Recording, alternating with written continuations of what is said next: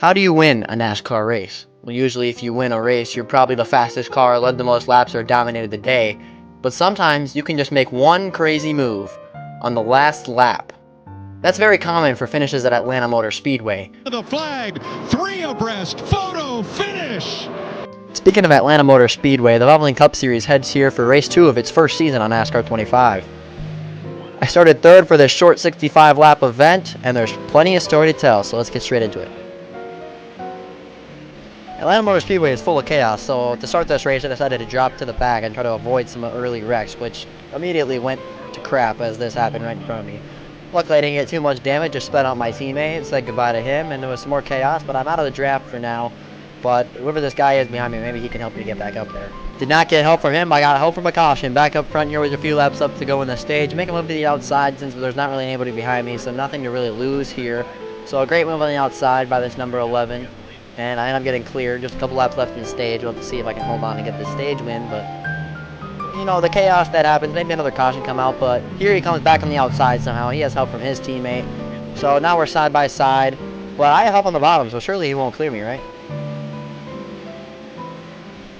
Even with a push from the outside lane, it was just a little too late. And the number 24 was able to get a little bit of a push on the bottom. He was able to pass me, but I still finished second in the stage. Definitely good heading into the second stage because the chaos will only increase from here. Yeah, it definitely did. A ton of cautions later. We're on lap 20 here. A little bit of green flag racing, so we finally have to make our first green flag pit stop. The 78 goes below the apron to try to pit. He forces me up. I get bumped from the leader.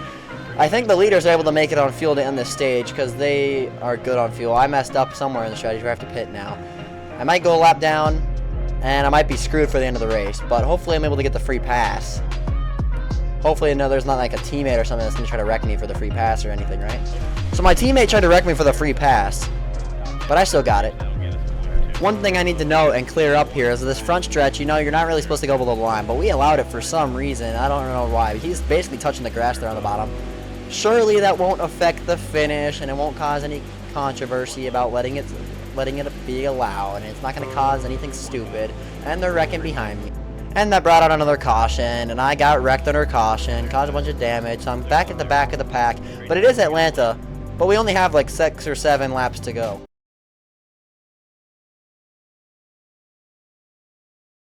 Being calm at Atlanta is definitely one of the most important things, especially in one of these chaotic packs. Being able to time your moves correctly and know when to go for a position is one of the most important elements in racing one of these chaotic races. So as you see, sitting in 4th, you might think I don't really have a chance. I think it's between the top 2. That's probably what you're thinking. What I'm thinking is, what if I use the apron like it was allowed? So here off of 4, let's try it.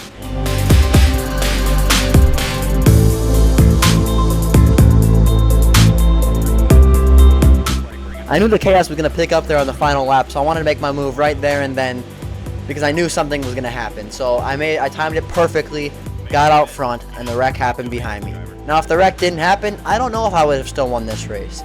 Definitely plenty of time for someone behind me to build a move. But like I said at the beginning, sometimes all you need is one crazy move. One final lap pass. Thanks for watching. It feels amazing to win in this league. I'm proud of the effort to stay calm. I know there was a lot of chaos there, especially at the end. Super grateful. All glory to God.